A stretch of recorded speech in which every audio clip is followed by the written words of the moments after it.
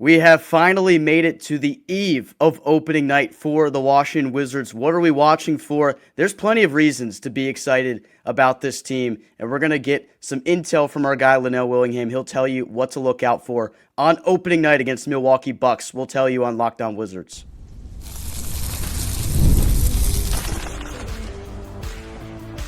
You are Locked On Wizards, your daily Washington Wizards podcast, part of the Locked On Podcast Network.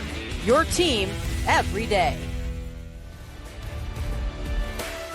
DC family, you are locked on to the Washington Wizards, where you're part of our family. We thank you for making Locked On Wizards your first listen every single day. We're part of the Locked On Podcast Network, where it is your team every day.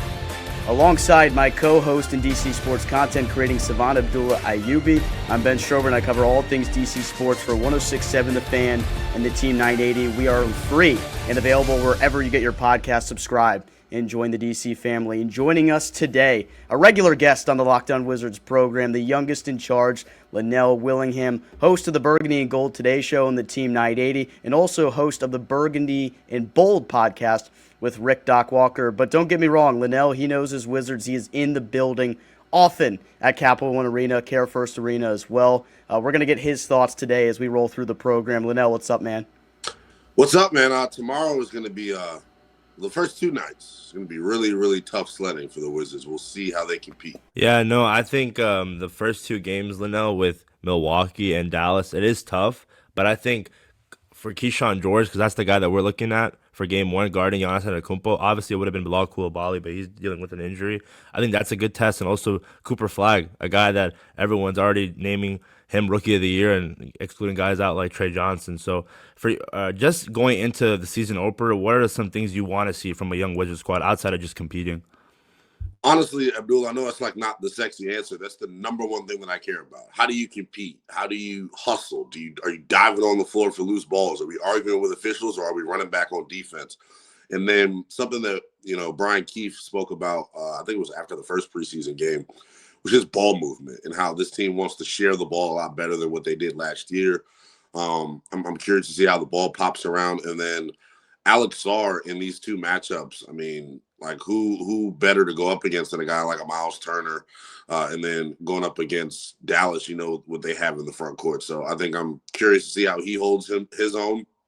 I know Will Dawkins joined the Sports Junkies earlier and spoke about he gained 11 pounds, grew an extra inch. I know Keyshawn George, I think I said this the last time I was on with you guys.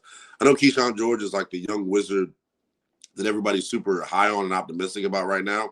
But I think Alex Sarr still is the guy that has the best chance to be that franchise cornerstone and that building block. Still think he's got the most upside.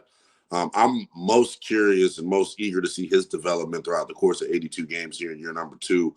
And then Cam Whitmore, man. I saw the official roster was released yesterday. He's 250. There's just no way he's jumping out of the gym like insane.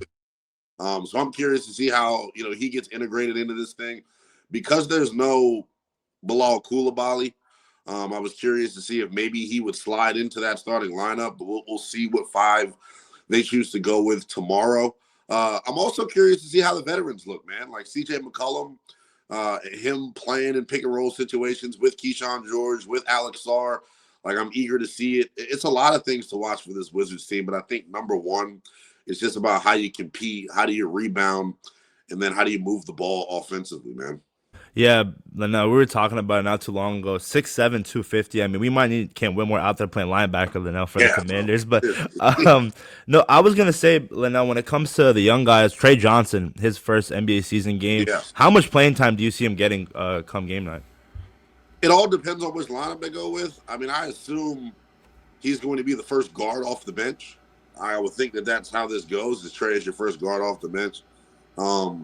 I think you probably see him somewhere between 20 to 25 minutes here on opening night. I would think, obviously have no inside information as to what the rotation is actually going to be, but he is somebody that I'm very curious to see.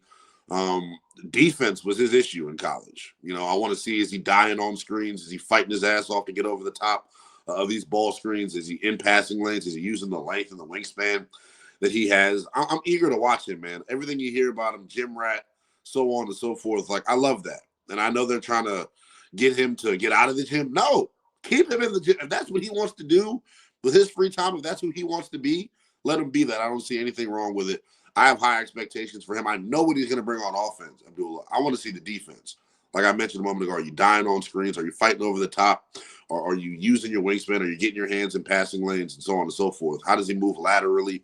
All those things, man. For me, Trey Johnson, his game is all about defense because we know he walks into the league as one of the best shooters. Yeah, no, 100%. Lynnell. His way of putting the ball in the hoop, I think, is very special. Yeah. And going back to the Wizards in general, ball movement, Lynnell, that's one thing that we want to see better. What's up, Ben? Hopefully you're doing good. Can't do, bro. You're good. Ball movement, Lynnell. Last season, a lot of offensive movements were just stagnant because of Kyle Kuzma holding the ball until the shot clock, Jordan Poole taking long threes. Do you think it's going to be a lot different this season? Well, unless CJ McCollum turns into somebody that he hasn't been for the entirety of his career, that is a selfish bandit, then no, I think the ball should pop around because of your point. There's no guy that should get it and feel like, hey, I'm a better option than anybody else. I think that starts, though, in training camp. And if it doesn't happen early on in the season, it's because there were issues behind the scenes in training camp. This is when you establish the hierarchy of your basketball team. I think following AAU basketball over the course of like my high school years and things like that, like that's the hardest thing for a young team to really have is defining roles, establishing roles. Who's going to be the guy that we know is going to take the shot at the end of the shot clock? I think for this Wizards team in particular, the beautiful thing about it is there isn't one guy that looks like he should be dominating the high volume of shots. I just don't see it that way. I think Brian Keefe was really specific in talking about the ball popping around. There's a standard that they're trying to establish culturally on offense and on defense. On defense, is playing hard, rebounding, giving maximum effort. On offense, I think it should be about sharing the rock and then trying to get some extra possessions. Lynnell Dawkins made it very clear this offseason at Media Day that the Wizards are certainly in the long run for this entire rebuild. They're not going to cut any corners, and they're going to continue to work through this process right here. With them being really waist deep at this point in the rebuild, how long could you foresee this going before they eventually start to take that next step? Are we about a year from that after the top 8 protected thing is out of the way, or is it really going to just depend on where they finish in terms of draft lottery luck?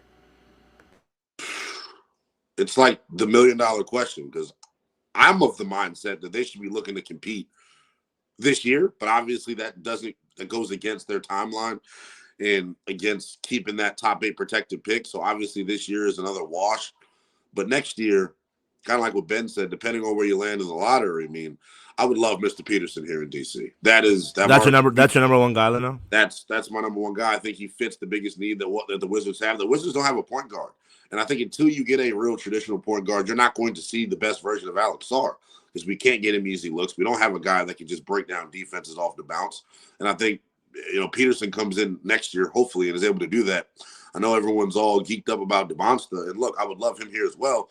But we need a shot creator right now. I think, in today's NBA, scoring on the wing, position flex and position versatility, being able to guard multiple different guys is so huge.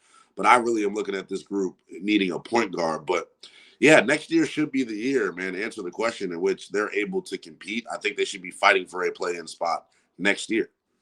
I was gonna say, Lynnell, Bub Carrington. You're not sold on him at point guard. Not as your lead guard. No, I just don't think he has the ability to break down defenses off the bounce. I think, as we kind of seen throughout summer league and throughout the preseason, his ball handling is still less than to be desired. To the point where I'm not comfortable with him as my opening night point guard. I think he is somebody that right now is best served to be like a spark plug off the bench. I think he can shoot the basketball with the best of them. I love what he gives you in the mid-range. Want to see his defense improve as well. Bub Carrington is a tremendous young man, and he's a young man at that. Let's not forget, is Bub even 20 yet? Bub's 19. Yeah, 19. He's got a lot of room to grow. The jury's still out on him. I'm not writing him off long term. I just think right now it would not do the team any justice to roll him out as your starting point guard. I don't know if he can get better in that role right now because of where he is physically and what he lacks from a skill standpoint.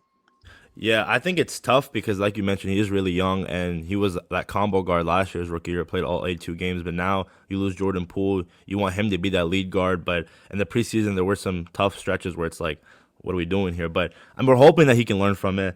Just overall, before you head out, Lynnell, this couple of games, the first 10, 15 games, I mean, outside the Charlotte Hornets game, it's going to be hard for this Wizards squad. Like, do you see a possibility where they start off like 0-10, 0-15, or do you think like this is a way different team and they're actually going to compete every night? I don't know. I don't know, Abdullah. Like, I'm gonna be real. Like, I can see, and Charlotte's even gonna be tough. Yeah, Charlotte's got a really good team. Like, so I don't know, man. It's not about wins and losses for me with the 2025 Wizards, though. I'm evaluating them on a night in, night out basis. Can they put together months of consecutive effort, right? And that may end up with you losing more games than you win. And that's probably how it's going to go because your roster is not built to compete. But I know it's going to sound cliche, and I know people are like tired of hearing of it, but like I believe in it so much. Culture is everything. Culture is everything. There has to be a standard that is set organizationally that, hey, this is how we do things. From this is how we get treatment. This is how we practice. This is how we get our work in post-practice. This is our process that we go about pre-practice. This is how we move on the road. It's like almost like a college team is how I look at the Wizards, man. Like they're really, it's about setting a foundation. And I don't think they have that foundation yet. I'll leave you with something good, I guess. If they're unable to set that foundation culturally this year, you need a new head coach. Point blank. This is year 3 of Brian Keefe, or year 2, his second full year. If you cannot establish a culture and set a standard here in this entire season, I would move on from Brian Keefe. And I know something that is not talked about a lot. They have not divulged the contract details of Brian Keefe. So this may be his final year on the bench anyway, depending on the type of deal that he signed. Remember, he took over for Wes Unseld Jr. Last year was his first full year. They removed the interim tag. Last year was his first full year, right? If I'm not mistaken. Mm-hmm. This will be his second full year. NBA contracts for coaches, when you are of the ilk of a Brian Keefe, you normally see them get a 3-year deal. When you think about a situation like this, if you're a fresh head coach, you may get a 4-year or a 5-year deal.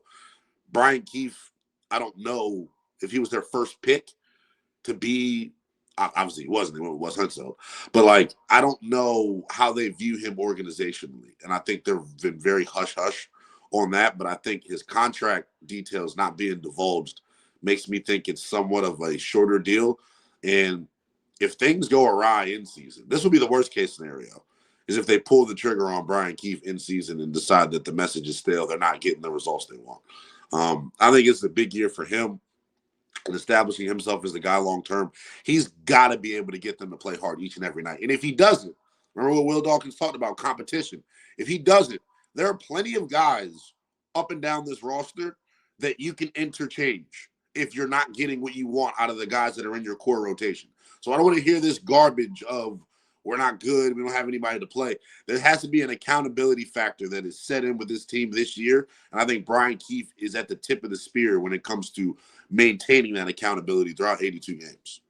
Lynnell Willingham, ladies and gentlemen, he keeps it straight. Before you leave, Lynnell, let the people know where they can find you. Yeah, you can follow me on all social media platforms at NELL_BTP, and then on YouTube, myself and the DOC, Rick Doc Walker, giving you Commanders content, NFL content with the Burgundy and Bold podcast. Make sure you get that on YouTube.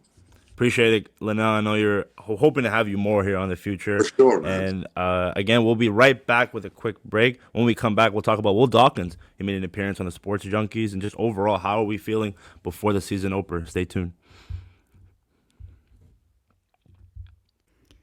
Nobody likes paying rent, but if you must, you might as well get something for it. That's where Built comes in. Built is changing the game by turning your rent payment into real rewards you can actually use. When you pay rent through Built, you earn flexible points that can be redeemed towards hundreds of hotels and airlines, a future rent payment, your next Lyft ride, and more. But Built isn't just about rent. It's rewarding you around your entire neighborhood. I love that with Built, your rent finally works for you. You're earning points every month on something that you already have to pay. Whether I'm grabbing food at my favorite local restaurant or heading to the gym, I'm still earning my rewards. Built has made everyday life even more rewarding, from your neighborhood to your travel plans. Turn your rent into rewards and start earning points around your neighborhood by going to joinbuilt.com/LockedOnNBA. That's JOINBILT.com/LockedOnNBA. Make sure to use that link so they know that we sent you. When I found out Skims was making underwear for men, I was intrigued. I've heard so much about their quality from friends and family, so I had to give it a try. Let me tell you, it lives up to the hype. I've always had issues with underwear, fit, comfort, or just finding the right style for me. Skims changed all of that. Their men's line offers something for everyone, from boxer briefs to classic briefs, all designed with the perfect balance of comfort and style. I tried the Skims Stretch 5 boxer brief, and I am hooked. These are perfect for my active lifestyle. They move with me, they never lose their shape, and they stay in place all day, whether I'm working out or just running errands. They're the most comfortable and reliable underwear I've ever owned. Plus, the lightweight material feels amazing, almost like you're wearing nothing at all. I shop Skims men's at skims.com.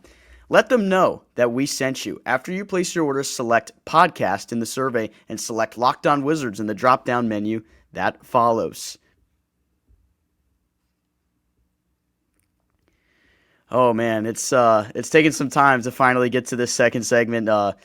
It will look normal, I guess, or not really, maybe because my clothes are different, AB, and I wasn't even involved really in the first segment. I was having a lot of internet problems, but we're here. So just I hope I also had a different setting as well. Everybody that's watching or listening, just know it was a a giant effort to get this episode up today. But let's continue the conversation. So Will Dawkins and CJ McCollum, both those two joined the Sports Junkies today. I was running the board for it, so I heard all the conversations firsthand. So I kind of wanted just to go in and dive into some of the things we heard Dawkins say, just because it's not even really that often that you get to hear from the guy. The last time we heard from him, of course, was the press conference he did a week before Media Day, but I took a lot of notes, actually, while I was operating the board for the Sports Junkies today. And Yes, one sir. of the things he dove into was really just the patience that Wizards fans will have to go into when it comes to seeing the development of the young core and the young players here. And one of those guys actually was Bilal Coulibaly. One of the hosts asked him where they thought he was in terms of his offensive development. They asked him if they felt like he was close to peaking as an offensive player, and he stopped him in his tracks, said, no, not even close. There's a lot more room for him to grow, and it's going to continue to get better and better as the years go on with him. Because when these players are drafted around 18 or 19 years old, you're not looking at them hitting their primes until they're 5 or 6 years into their career. So bottom line, Dawkins says this, and we've kind of been preaching that as well the past couple of weeks, and really after Chase Hughes gave us that idea as well, Abdullah, is that this is going to be an effort that really transpires over years as these players get better. You expect them to make a jump, though, in year number 2 for a lot of these guys, and in year number 3 for Bilal. It might not be perfection, but you want to see them make those strides this year and continue to get better, and maybe that helps them compete just a little bit more. And not saying the win total raises by that much, but have them a lot more competitive in these games. 100%, Ben. I think if you want to see a good Bilal Coulibaly, it all starts with him being confident, him taking a consistent amount of shots per game. I don't want that. Last year we saw was like he would shoot 10 shots a game. The next game, 2 to 3 shots. It was just, the idea of Kyle Kuzma taking those shots. It was very apparent. But now it's, hey, you're the alpha of this young guy. We want you to be the face of this franchise alongside Trey Johnson and Alex Sarr, but it goes back to him being able to shoot the ball. And like you mentioned, man, it doesn't have to be a mass improvement. You can peak as him. He's not even close to peaking as a player. However, if there's somehow a dip in his shooting splits and just 3-point shooting, then it's cause for concern, Ben. And I know a lot of fans out there, they love Bilal Coulibaly, and don't get me wrong, we want to see the guy succeed. But at the end of the day, the NBA is a business, and we always talk about how there is a surplus of wings on this team. And if Bilal can't get it done, guys like Keyshawn George, guys like Justin Champagnie, Will Riley, Cam Whitmore will step up. I'm not saying that they're going to take his spot, but what I'm saying is if he's not answering the call, someone out there is going to answer it. The bottom line, I think, with Bilal is that the organization believes in him a ton. Obviously, the first guy drafted by this regime with the 7th overall pick, they traded up a spot to get him, which really says a lot about how they felt about him. And I think the way they speak about him and the plans that they have for him will give you a lot of confidence that this organization has in the guy. And obviously, he becomes rookie extension eligible next year. But, even if they're really feeling like Coulibaly is going to be a guy that will take maybe even a little bit longer, like 4 or 5 years to really hit his true potential as an offensive player. maybe next year when it comes time to extend him, you get him on a relatively team-friendly deal, and then you start to see him continue to get better and better as he goes on in his career. I mean, we saw it with Corey Kispert. He got a very team-friendly deal. He's continued to get a little bit better offensively. He doesn't have the same type of potential, though, that Bilal has. And then even an old friend of ours, Denny Avdia, he got a very team-friendly deal from this Wizards team, continuously has gotten better as he's hit year 4, 5, now 6 entering his career. And now Denny Avdia, practically a fringe all-star player, probably will be an all-star player this year. So I think it goes to show you that you really need to give these type of prospects time. And maybe this could be best case scenario for the organization, that Bilal makes some strides here in year number 3. He continues to get a little more polished offensively, not to a point where you're paying him like a massive, massive rookie extension, like nothing from that. I don't think Bilal is going to be a guy that's going to command a rookie max contract extension, but you get him on a deal that you feel is comfortable for yourself, and then you continuously see him grow and prosper within the organization along with these other players, part of your young core. Maybe that's the vision I'm starting to see here from what Dawkins has said today. And Ben, the reality of the situation is there's more role players than stars in the NBA. And if Bilal Coulibaly doesn't end up being a superstar, it's not the end of the world because of the amount of talent this young core has. If he can be that guy that can be a defensive anchor, which I think he can because he's such a great defender, and offensively maybe give you 10 to 15 points, if that's his peak as a player, then it's not that bad. So I think if you're a Wizards fan right now, let's be patient with Bilal. And if it doesn't hit this year, we're hoping that, like you mentioned, the extension is friendly because, again, Will Dawkins, he wants to create cap space. I mean, maybe in the future when this team's competing, they want to get a superstar here. But in the meantime, it's all about the young guys. And when it comes to him as a player, I think he's going to be just fine. It's him himself. He's the only guy holding himself back. The injury, it does suck. I know a lot of fans are skeptical of year 3 Bilal, but maybe he finds a way to prove the haters wrong. And I'm hoping he does. Yeah, he's going to be one of the more intriguing parts of this team, I think, watching this year, seeing how he grows as a player. There's so many different storylines to follow for this team this year, and the wing rotation, of course, is the biggest one because obviously Bilal is not going to be part of that rotation for at least the first couple games. We already found out from the team that he's not going to be ready to go opening night, so hopefully you see him back as early as next week or something like that. And then it'll be a decision to see what Coach Keefe ultimately does, because I feel like we will see the lineup of McCollum, Bub, presuming that he is good to go. I think that he's going to be okay too. So Bub, CJ McCollum, Keyshawn George, Chris Middleton, and then Alex Sarr. That seems like the pretty obvious starting lineup to me if everybody's healthy and ready to go for it. But when Bilal comes back, does he find himself back in the starting lineup, or will he have to earn the right to get back in there and showcase what he does? I mean, he'll instantly be part of the rotation. I'm pretty confident in that. Like, he's not going to be a guy that just falls out of the rotation instantly because he missed the first week of the season. He very much will be back in the rotation, if not starting right away. But it's going to be interesting to see how they dive into that when the season starts and how long it takes Bilal maybe to feel comfortable offensively again, maybe still working his way back. We saw him getting some jumpers in the past couple of days, and, he got surgery on his thumb. So it's one of those things where maybe you kind of ease him back into it so he can get his offensive game back to where it needs to be. Especially, Ben, if Cam Whitmore's playing really good, a lot of fans are going to be questionable thinking, is it worth ruining, or not ruining, but affecting the way Cam Whitmore's playing to give Bilal those minutes? So it's just an interesting topic that we're going to probably talk about once Bilal comes back. Yeah, let's take one more break, and then when we come back, Abdullah, let's just gauge the temperature one more time here as we get closer to the season opener, which is tomorrow. Unbelievable. Let's do it.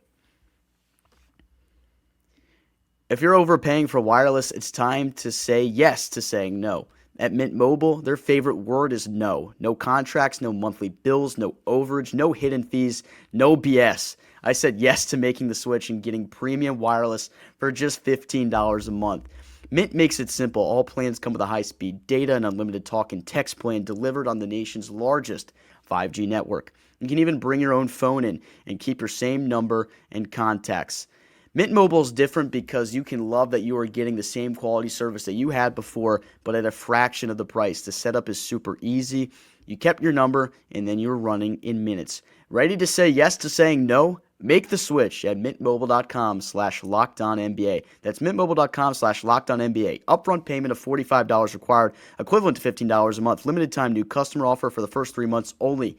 Speeds may slow above 35 gigabytes on unlimited plan. Taxes and fees extra. See Mint Mobile for details.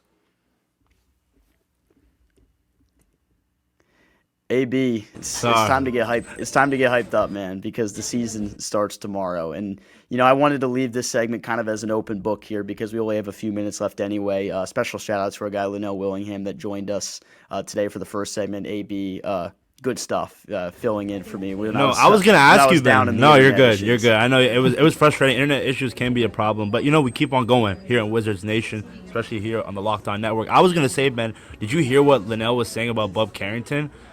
He was already thinking about he was thinking about already drafting Darren Peterson. That's the guy that he wants in the 2026 draft, and he really, from what I could tell, he isn't really sold on Bub being the future point guard here in Washington. So I wanted to get your thoughts on that. Yeah, I think Lynnell falls into the category that a lot of the fan base has fallen into, where they don't really see the vision of Carrington playing point guard for this team in the future. And I'm not really ready to write it off yet. I know a lot of people, we've already seen a lot of the comments saying, I'm not really going to give it time. I don't think he has the skills and athleticism to do so.